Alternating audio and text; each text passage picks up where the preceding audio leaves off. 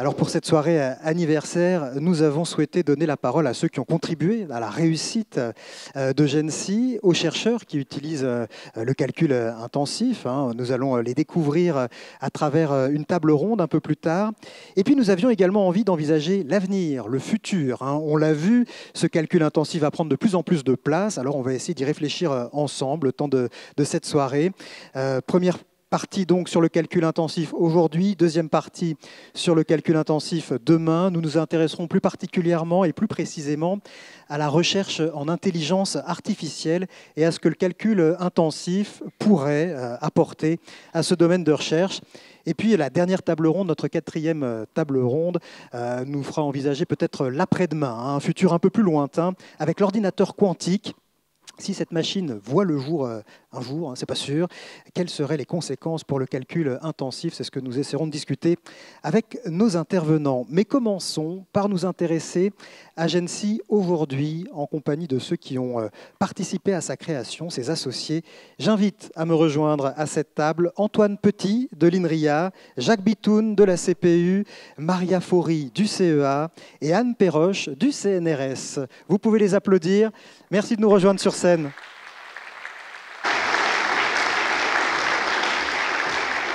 Je vous en prie, prenez place dans l'ordre que vous voulez. Pas de protocole. Asseyez-vous devant un micro. Alors, plus qu'une table ronde, c'est un tour de table qu'on va faire. Vous allez avoir chacun 7 minutes pour nous dire un petit peu ce qu'évoque pour vous GENSI et ses 10 ans.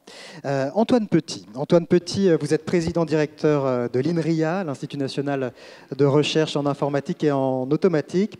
Quel est le message que vous souhaitiez faire passer ce soir à l'occasion des 10 ans de GENSI? Déjà, le premier message que je n'avais pas prévu de faire passer, c'est un message à Alain Prochian. Le plan calcul précédent n'a pas été un échec, puisque INRIA est quand même né du plan calcul. Donc, j'espère qu'INRIA n'est pas un échec complet. Le deuxième message, c'est j'ai honte de prendre la parole en premier, parce que INRIA représente 1%, donc je pensais que j'allais avoir 1% du temps de parole, et je suis sûr que je vais avoir des ennuis avec mes petits camarades on n'est pas comme ça. Dans les jours qui viennent. Plus sérieusement, je pense que c'est important pour INRIA d'être membre de GENSI, même si on fait un peu d'histoire, au départ on n'était pas prévu comme étant membre, parce que c'est vrai qu'on n'est pas un des plus gros utilisateurs. Nous, ce qu'on fait, c'est des mathématiques appliquées, de l'informatique, et c'est vrai qu'en tant qu'utilisateur, on n'était pas au départ un gros utilisateur, mais ça a changé, parce que c'est vrai qu'on a beaucoup d'activités dans le domaine de la modélisation. Vous savez que des mathématiques et de l'informatique, aujourd'hui, on en trouve dans les sciences de l'environnement, dans les sciences de la vie, un peu partout. Et donc, on est conduit à avoir des équipes qui travaillent sur ces sujets. Et pour vous donner un seul exemple, on est en train de préparer notre futur plan stratégique scientifique. Et on va isoler une vingtaine de défis. Et un des défis qu'on a mis en avant, c'est celui des aspects de modélisation multi-échelle qui vont combiner des approches à la fois stochastiques et déterministes, de façon à mieux appréhender les phénomènes physiques complexes. Et ce sont évidemment des activités qui vont trouver une utilisation, qui auront besoin de GENSI.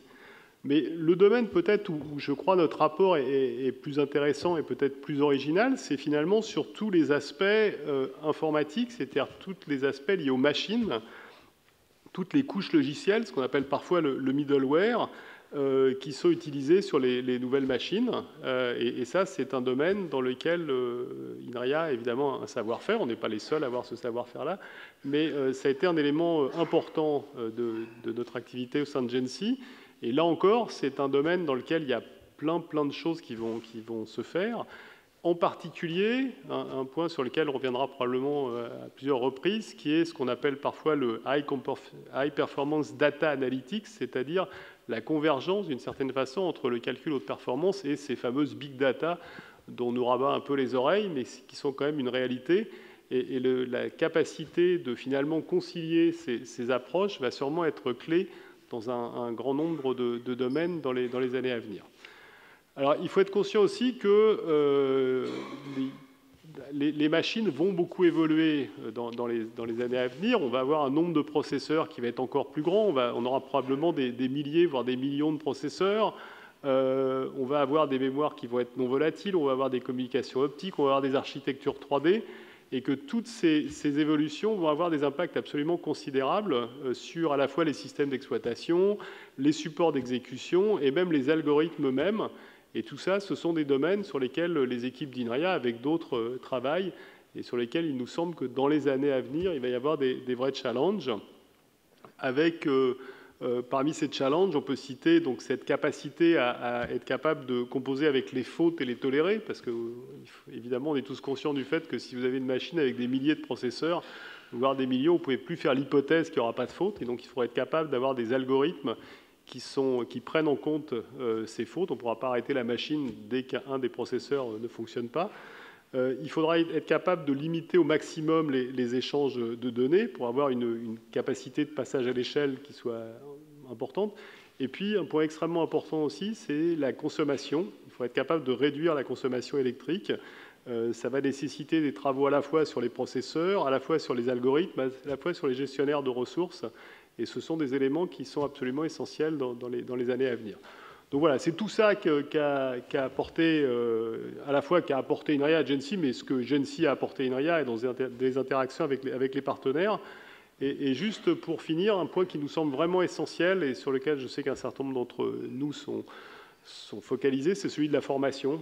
Je pense qu'il faut vraiment qu'on ait à la fois des gens qui soient formés et des gens avec une capacité pluridisciplinaire, à la fois pour utiliser au maximum ces machines hyper puissantes qui sont devant nous, mais aussi pour les programmer et pour concevoir ces algorithmes. Et ça nous semble un élément qui est extrêmement important.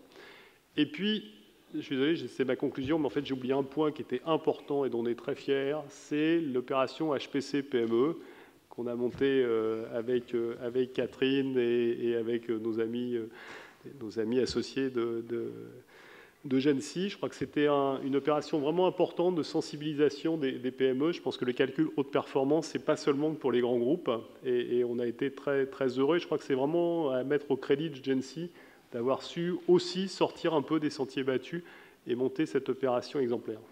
Merci à vous, Antoine Petit. Maintenant, nous allons écouter Jacques Bitoun. Vous êtes président honoraire de l'Université Paris-Sud et vous représentez la CPU, la conférence des présidents d'université au conseil de GENSI. Vous êtes aussi président du CINES, le Centre informatique national de l'enseignement supérieur. On aura l'occasion peut-être d'en dire deux mots. Qu'est-ce que vous aviez envie de nous dire, vous, ce soir, pour les 10 ans de GENSI ? Bien, merci. Donc, effectivement, je représente la conférence des présidents d'université.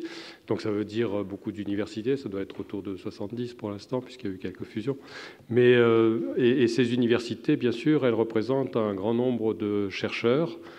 Et il faut voir l'informatique comme un ensemble d'outils qui sont croissants, comme on a des clés de différentes tailles. Ça commence, on a tous sur soi ça. Donc là, c'est un équipement individuel, on l'achète soi-même. Mais dès que ça prend des certaines puissances, il faut commencer à à se regrouper pour les acheter. Alors les universités, évidemment, elles s'occupent de smartphones, elles ont des ordinateurs individuels, et elles vont jusqu'au mésocentre. Alors mésocentre, on a le droit de parler de flops, hein. Enfin c'est pas des flops, c'est pas des échecs, hein, mais c'est des opérations par seconde. Donc un mésocentre, c'est de l'ordre de 100 000 milliards d'opérations par seconde. Ça n'est que 30 milliards d'opérations par seconde, hein. Donc un mésocentre, c'est, vous voyez, très moyen, 100 000 milliards, 200 000 milliards d'opérations par seconde. Et donc là, il y en a beaucoup dans beaucoup d'universités. Alors en premier lieu, il faut les coordonner, hein. Et là, GENSI est intervenu en particulier par le portage d'un projet d'excellence, un Equipex, Équipe Atmeso, donc qui a permis à ces centres d'exister ensemble et d'avoir ces financements. Au-delà, il y a justement les grands centres de calcul, donc les trois du TGCC, de CINES et de l'IDRIS. 4. Et donc, ces centres, évidemment, il faut aussi donner accès à un très grand nombre de chercheurs. Donc là, GENSI a joué un rôle majeur parce que, effectivement, on ne peut pas avoir chacun ses machines. Et de fait, en informatique, le lieu où elle se trouve n'a pas grande importance. Il suffit que du lieu où on est, on puisse y accéder. Donc en réalité, il faut qu'il y ait quelqu'un qui puisse, il faut qu'il y ait une institution qui puisse gérer l'ensemble et le mettre à la portée de tous. Ben ça, en France, c'est GENSI. Puis bien entendu, les capacités vont encore augmenter. On va sur le milliard d'opérations. Des choses devront passer à l'Europe. Et donc là aussi, il est très important que l'Europe aille de manière très très coordonnée sur ces gros moyens de calcul et qu'en France, on ait une voix en quelque sorte pour porter cet ensemble. Et là, encore une fois, c'est GENSI qui porte le programme européen. Donc vous voyez que finalement, ça serait l'armoire de rangement, GENSI, c'est-à-dire qu'on peut y choisir la clé qu'on veut en fonction du calcul qu'on a à faire. Et il est extrêmement important que tout le monde puisse y accéder. Puis bien entendu, je ne peux pas parler des universités sans parler de la formation. Donc je pense que là, la formation est fondamentale, hein, c'est-à-dire que si les chercheurs dans leur discipline ne connaissent pas ces moyens de calcul, ils prendront du retard d'une manière ou d'une autre. Je pense que dans la formation, sûrement les universités ont fait beaucoup, mais je pense qu'il y a encore beaucoup plus à faire. Et ça va probablement devenir une préoccupation de GENSI, puisqu'on s'aperçoit que les chercheurs ne connaissent pas tous ces moyens de calcul. Et peut-être que le CINES, dont je salue le nouveau directeur qui vient d'être nommé, Boris Dintrans, pour sa première apparition publique, et donc le CINES probablement va participer, puisque c'est le centre informatique de l'enseignement supérieur. Voilà, donc merci à GENSI de donner tous ces moyens et de nous les mettre à disposition. Sur le CINES, vous vouliez donner quelques précisions? Oui, c'est un centre qui est particulier. Alors actuellement, dans les 3 centres, c'est le plus puissant, puisqu'il est à 3 pétaflops, 3 milliards d'opérations par seconde. Alors bon, ça va changer très vite, puisque sur les 3, ils montent progressivement comme ceci. Donc le prochain va être encore plus puissant au TGCC, au très grand centre de calcul. Et donc il a une particularité, c'est que, outre le calcul intensif qu'il pratique, il a des fonctions d'archivage, et en particulier pour les archives de France, mais aussi un herbarium. Donc on voit tout l'intérêt que ça va pouvoir avoir pour justement toute cette recherche académique. Et puis aussi, il a une fonction d'hébergement parce que quand on a des grosses machines, il faut énormément d'infrastructures autour, bâtiments, climatisation, alimentation électrique.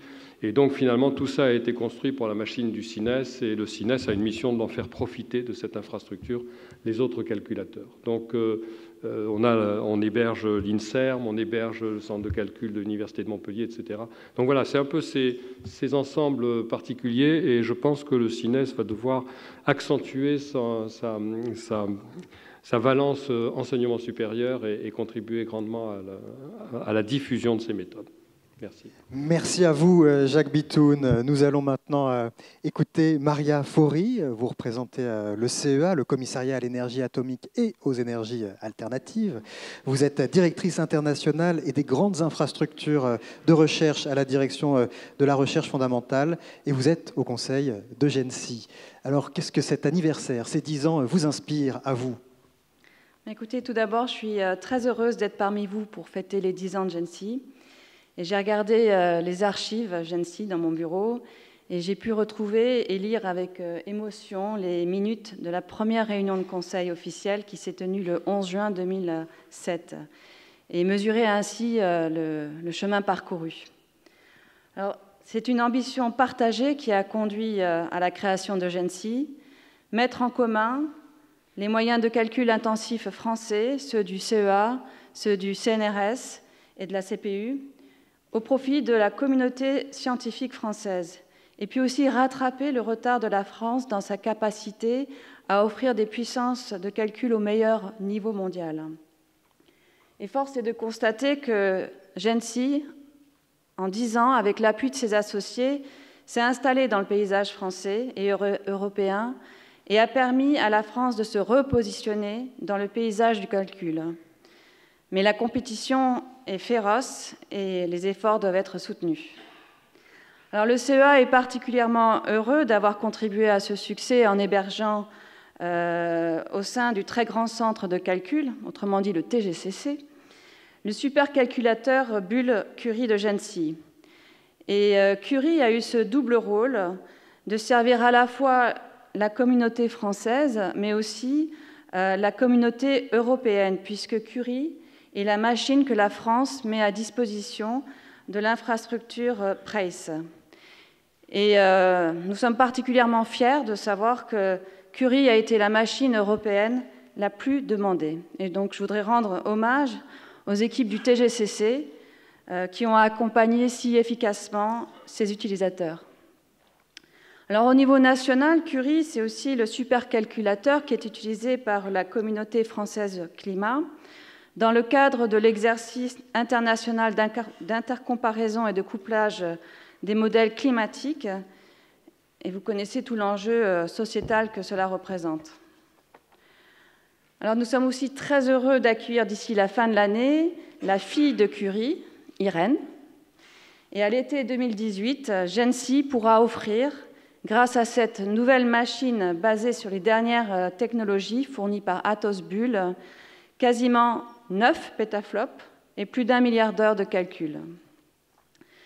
GENSI, c'est aussi une formidable opportunité pour nos chercheurs d'accéder à des moyens de calcul, ceux du TGCC, mais également ceux de l'IDRIS et du CINES. Et le CEA a utilisé depuis très longtemps ces moyens de calcul pour faire progresser sa recherche fondamentale, sa recherche technologique, et puis aussi apporter des réponses à ses clients industriels.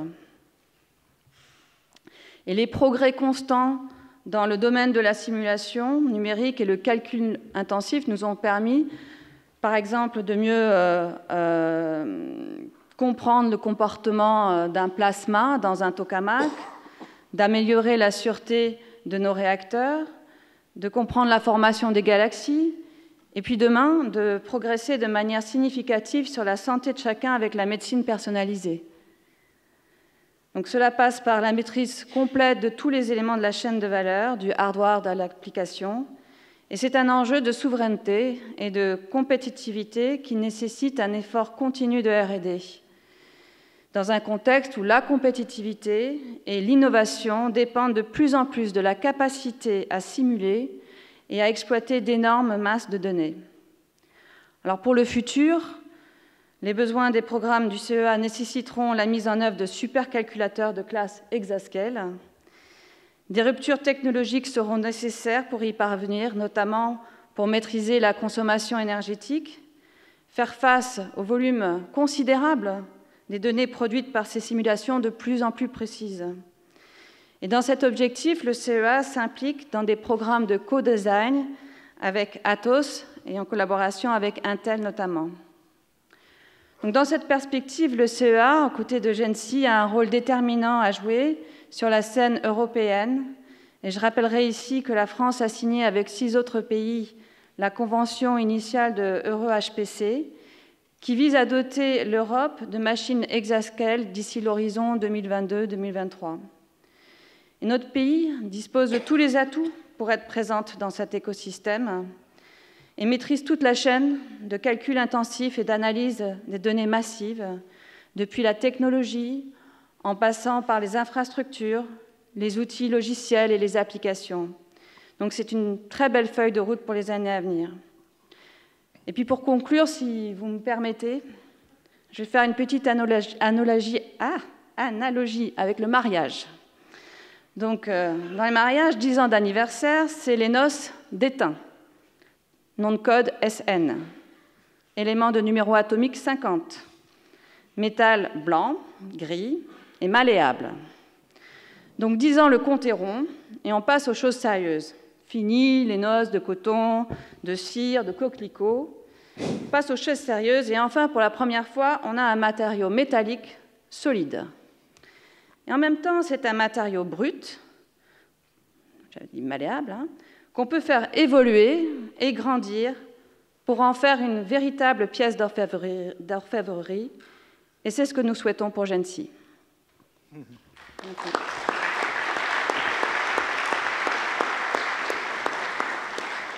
Merci Maria Faury, ça rigole pas quand vous parlez mariage. Vous. Je peux vous poser une petite question, comme on a un peu de temps, comme vous êtes plutôt plus court dans vos discours.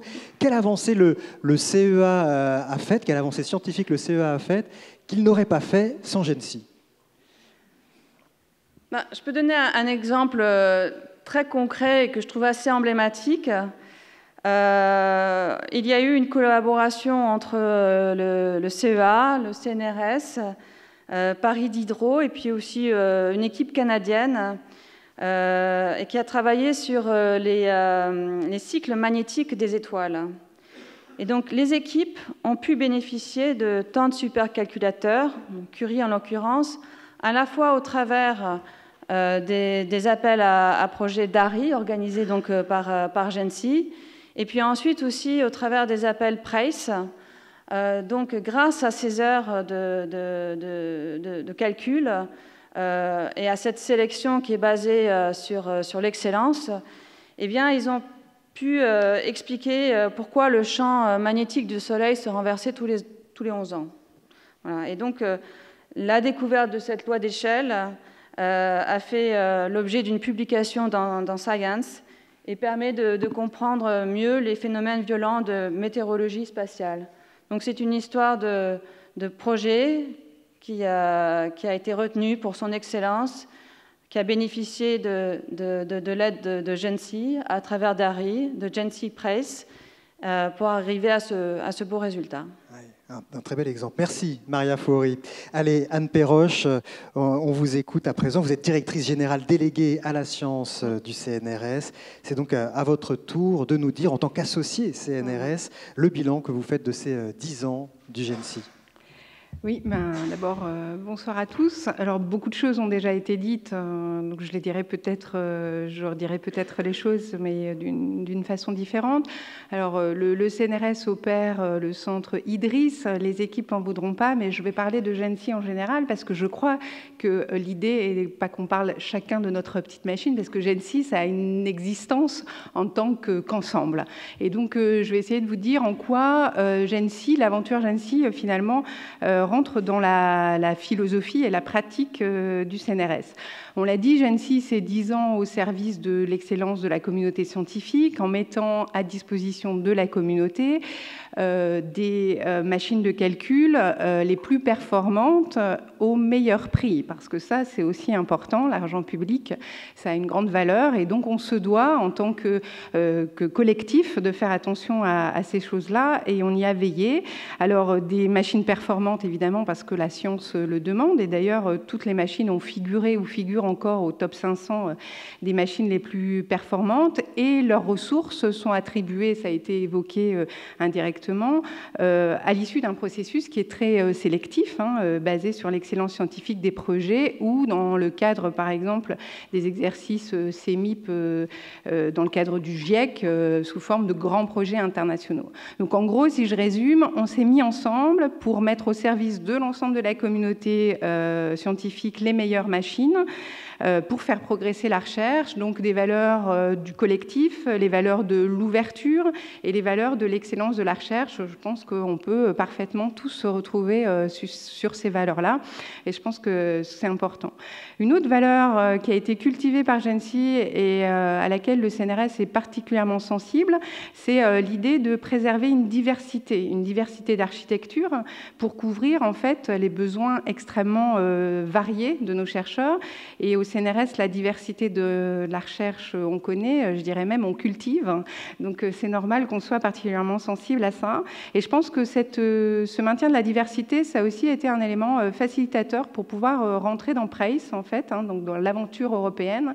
Et je pense que collectivement, de pouvoir répondre à l'ensemble des besoins et d'ajuster finalement la demande aux besoins, de pouvoir offrir ce qu'il faut, mais juste ce qu'il faut aux chercheurs, c'est très important dans le souci de l'économie globale, pas seulement sonnante et trébuchante, mais aussi l'économie d'énergie, on en a parlé, je pense que c'est vraiment très important.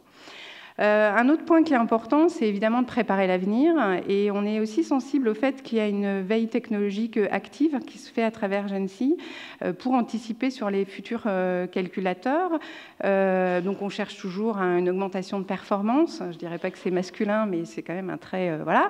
Mais il faut faire très attention, je pense, aujourd'hui à la maîtrise de la consommation énergétique, ça a été évoqué par Antoine, et à l'impact environnemental que tout ça a. Et donc je pense que c'est très important d'essayer de prendre un maximum d'avance pour pouvoir, disons, résoudre la quadrature du cercle sur ces aspects-là. Et je pense que le travail est bien fait à travers GENSI. Ensuite, ça a été évoqué, si initialement le périmètre de GENSI était, je dirais, restreint au calcul haute performance, qui est déjà assez large, on sait qu'on a vu une extension du périmètre de GENSI, notamment sur les stockages de données, mais on sait aussi qu'il y aura une convergence inéluctable entre le calcul intensif et les traitements de données massives, comme l'a dit Antoine, et je pense que c'est important. Alors, la contribution du CNRS, elle a été notamment l'entrée du centre de calcul de l'IN2P3, qui est dans le périmètre de GENSI maintenant. On a veillé, bien sûr, à préserver les missions fondamentales au service de la physique des particules de cet institut du CNRS, mais ce centre apportera ses compétences en matière de données massives et, je pense, contribuera à élargir la gamme des outils et des moyens que GENSI va offrir à la communauté scientifique. Donc, finalement, on a un bilan très positif, ça a été souligné, indéniablement positif. Avant tout et en premier lieu, un bilan jugé positif par les utilisateurs, et c'est quand même extrêmement important. On ne fait pas des choses comme ça pour se faire plaisir, on fait ça parce que derrière, il y a une communauté de recherche et des besoins. Et on peut dire, l'autre aspect du bilan très positif, et ça a été souligné par Maria, c'est qu'évidemment, grâce aux moyens de calcul, à la fois via les centres nationaux et à travers PRACE, ça a permis en fait des avancées scientifiques significatives dans des disciplines qui sont extrêmement variées. Et j'ai pu m'en rendre compte parce qu'il y a actuellement une exposition au siège du CNRS, rue Michel-Ange, à Paris 16e, je fais de la pub, qui montre à travers des dizaines de posters différents les avancées scientifiques qui ont été réalisées grâce à GENSI dans des domaines extrêmement variés, et puis ça concerne la recherche fondamentale bien sûr, mais aussi sur des aspects d'innovation. On a des posters qui concernent des éléments sur les PME, et donc je pense qu'on peut être fiers collectivement d'avoir, à travers cette très grande infrastructure de recherche, contribué à l'avancée des connaissances. En plus, il se trouve que c'est quand même la mission principale du CNRS, donc c'est bien quand on arrive à remplir nos missions. Ceci dit, ça a été évoqué légèrement par Maria, mais l'anniversaire, c'est un bilan, mais il faut aussi qu'on se tourne vers l'avenir. Et c'est certain que cet équilibre est assez fragile. On sait que de nombreux pays investissent de manière massive dans le calcul haute performance, et que si nous, on ne suit pas la demande, les besoins, eh bien, il y a un risque de décrochage de la France vis-à-vis des autres grands pays scientifiques. Je pense que ça suscite des inquiétudes qui sont légitimes. Je crois que c'est d'ailleurs ce constat, comme l'a dit Philippe tout à l'heure, qui a conduit il y a 10 ans à la création de GENSI. C'est la peur du décrochage de la recherche française. Je pense qu'il faut vraiment qu'on y réfléchisse, ce d'autant qu'il y a des nouvelles communautés, comme ça a été dit, qui ont besoin maintenant du calcul haute performance. Donc on sait très bien que le besoin ne va pas diminuer et qu'on se doit de répondre à l'ensemble des demandes des disciplines diverses et variées. Donc au CNRS, on fait un petit bilan. Actuellement, on finalise une analyse des besoins, des pratiques, des évolutions nécessaires pour répondre à l'ensemble des communautés. Donc, je pense qu'ici, tout le monde est convaincu que le calcul intensif, l'exploitation et la valorisation des données massives sont des enjeux qui sont stratégiques, qui sont pluridisciplinaires, qui sont nécessaires pour la production de nouvelles connaissances, donc pour l'attractivité et la compétitivité de notre recherche, évidemment, mais aussi de celle de notre industrie, et c'est un point important. Et il y a évidemment, en plus, comme ça a été souligné par Philippe, un enjeu de souveraineté nationale. Donc je pense que ça réunit quand même un certain nombre de critères qui justifient que les faits se penchent sur le berceau, même si c'est un grand enfant maintenant, de GENSI. Voilà, donc ce que je voulais aussi, je voulais terminer en remerciant les équipes qui font tourner ça au quotidien, donc les équipes des centres de calcul, bien sûr, mais aussi l'équipe de GENSI, qui a été mise en place, animée avec dynamisme, efficacité, opiniâtreté, fermeté, pendant 9 ans par Catherine Rivière, et je voudrais vraiment la remercier. Dans mes précédentes fonctions, j'ai pu me rendre compte de son énergie infatigable sur le sujet. Si vous n'étiez pas convaincu, vous finissiez par l'être, quoi qu'il arrive. Et puis, merci bien sûr à Philippe qui a pris le relais depuis 1 an. Et puis, longue vie à GENSI. Merci à vous, Anne Perroche. Et oui, longue vie à GENSI. C'est vrai qu'en vous entendant, on est à peu près sûr qu'il y aura un anniversaire des 20 ans, un anniversaire des 30 ans. On a l'impression que c'est parti pour durer, cette histoire. Merci à tous les 4. Vous pouvez regagner votre place, sous les applaudissements, bien sûr.